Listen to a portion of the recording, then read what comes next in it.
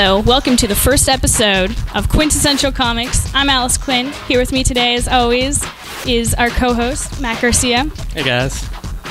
We have a great show lined up for you tonight. We got news, we got upcoming events, we got an interview with some amazing Toronto comics creators. All that up in minutes. Hey guys, I'm Matt with your comic news for this week.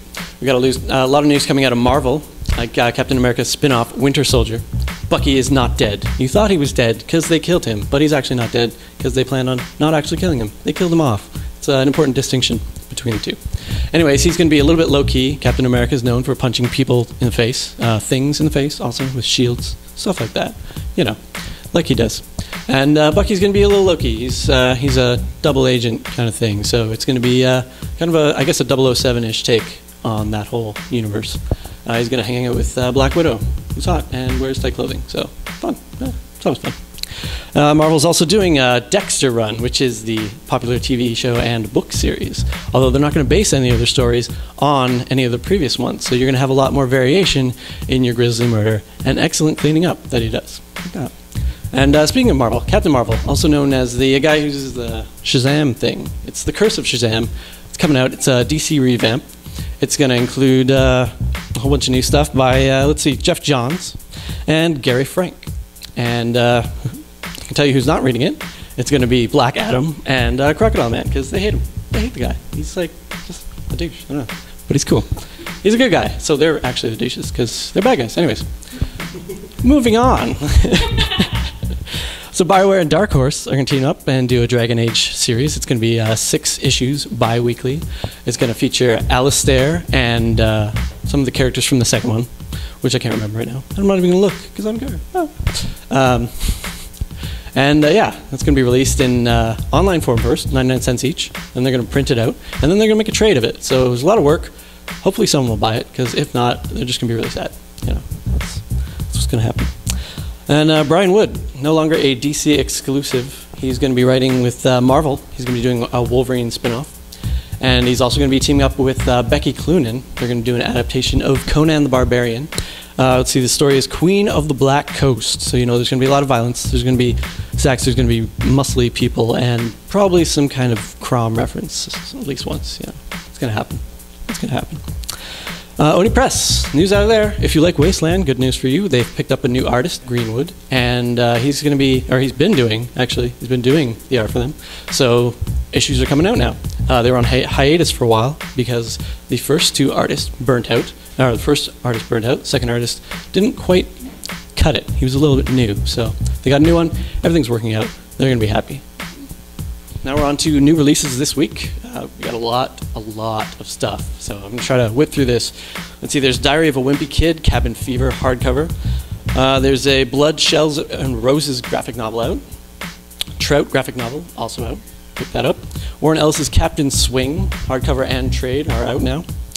Let's see, Lady Death Origins trade volume 2. We've got Drawing Down the Moon, The Art of Charles Vess in hardcover, which he's done a lot of things for different books. Very lots of different writers. Good stuff. Check it out. Valve is also doing Valve presents The Sacrifice and Other Steam-Powered Stories, which will be a graphic novel. It's based on Team Fortress 2, Portal, Left 4 Dead. Yeah, that's coming out. It's coming out. Let's see. We've got Batman and Robin, Batman vs. Robin, trade paperback volume 2 is out. And The Flash, The Road to Flashpoint hardcover, which is Flash number 8 to 12. This collection. Have fun. Green Lantern, The War of the Green Lanterns hardcover, which is Green Lantern 63 to 66 and a whole bunch of other Green Lantern stuff. I'm just going to stop saying Green Lantern now. It's awesome. Legends of the Dark Knight, more Batman coming at you. Marshall Rogers hardcover collection there.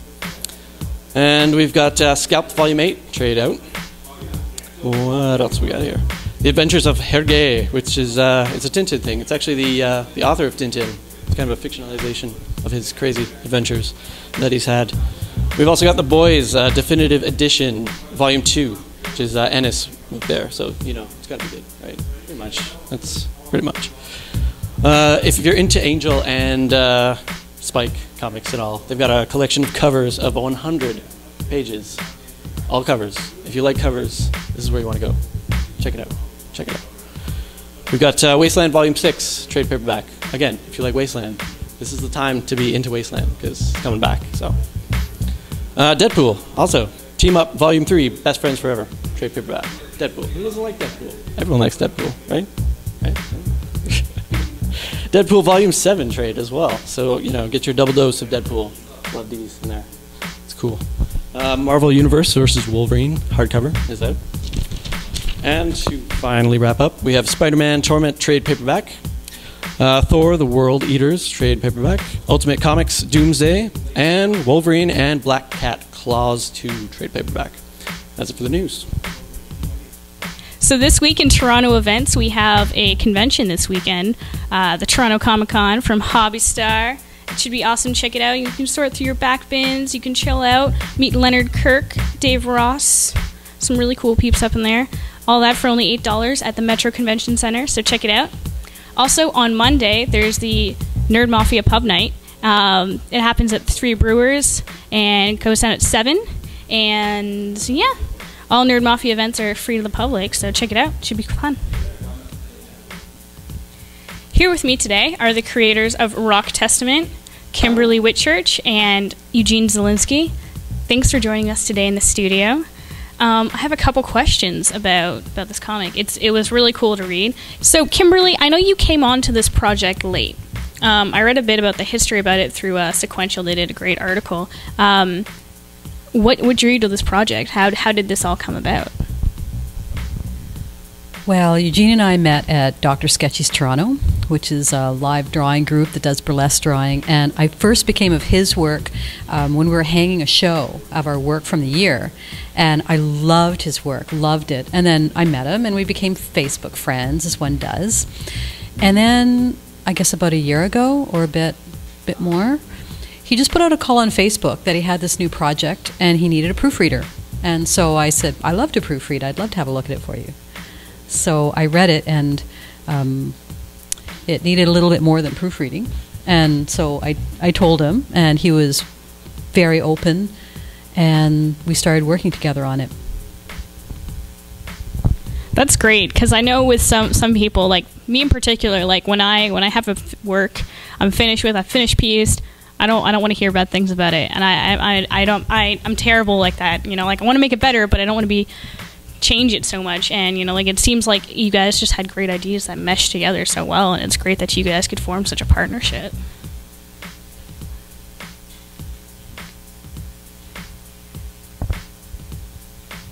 So, Eugene, how did you feel about putting all these musical instruments into a comic format? Because a lot of the times when you're doing something as fluid and as like, you know, something that needs so much sound as music, you know, and that's really what the book is about.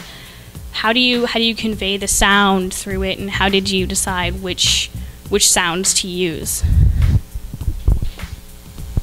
That's the most difficult part, because when you do such a stories, you really like music to sound in your book, and physically just impossible.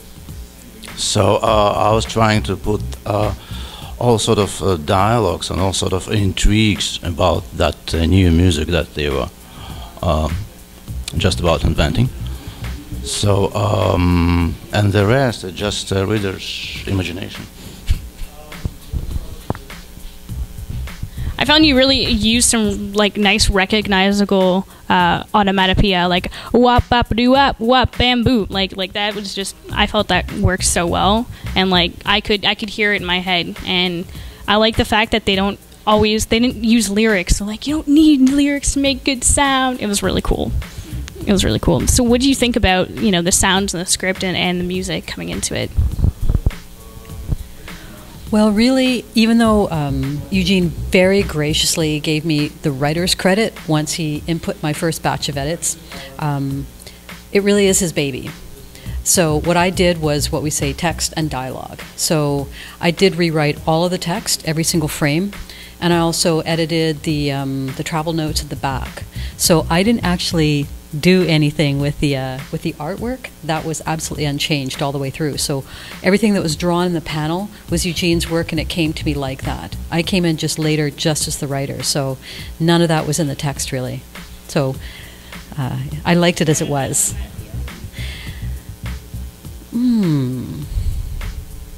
That's a good question. Like, it was rewritten frame by frame between the two of us. Like, we worked together over 3 sessions, I think it was, just for the comic.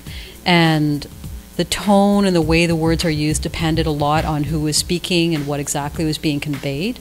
And so I think there were times when I did include onomatopoeia, but not in terms of musical instruments, more like the way the words worked, if that makes any sense. Yeah, totally. So this is part of Edition Sky, and this is a company that you and your wife run, and you guys have produced a bunch of books in tons of different languages. So do you guys have a project coming up together now that you've worked together? Are you guys going to do another book perhaps together? We're just about to start of working. Sorry about that. We're just about to start of working on a new book. It's got to be a very local book. It's called Toronto Graffiti. Nice. So it's basically based on my urban sketches, but it's combined with some sort of story that developed in Toronto. That sounds really interesting and really cool. Like around the sketches that you've done in Toronto, weaving a story about the artists and about the people that make them. Awesome. That sounds really cool. Is there anything else you guys have out you want readers to check out? Anything you guys want to plug?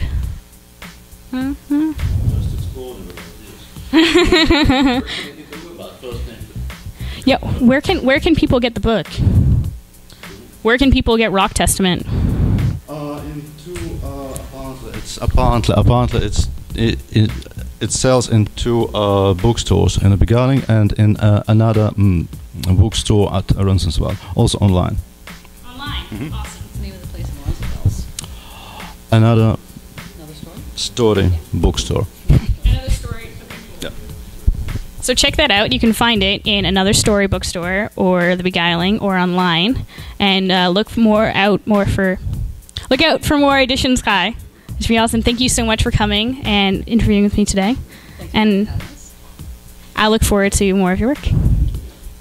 This week, our background is from Kimberley and Eugene. They sketched it for us right before the show. I hope you guys enjoy it. I love it. Thanks so much for drawing it, guys.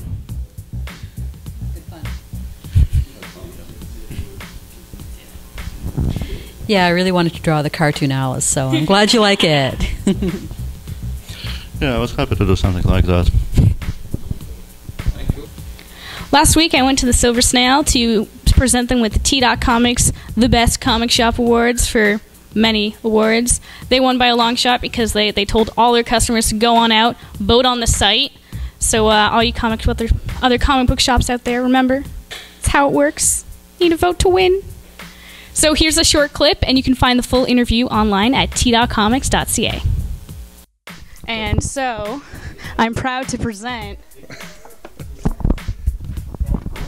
T.Comics Best Comic Shop Award to the Silver Snail for customer service, events in-store, signings and parties, in-store atmosphere, membership package deals, selection of back issues, toys, statues, gadgets, and wearable merchandise.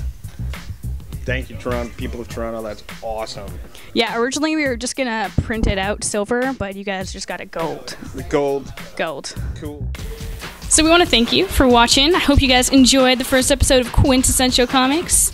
We had a really good time. We want to thank our guests for coming out, Kimberley Whitchurch and Eugene Zhilinsky. Check out Rock Testament. It's great. Thanks, Matt, for your enthusiastic hand motions. Totally adds to it. Thank you to Sean Ward and Hearth TV for presenting this. Thank you to the T.Comics crew who keep the website up and running. And we will see you next week. We got Maurice Velkoop coming in the studio. It should be awesome. So yeah, thanks for watching Quintessential Comix.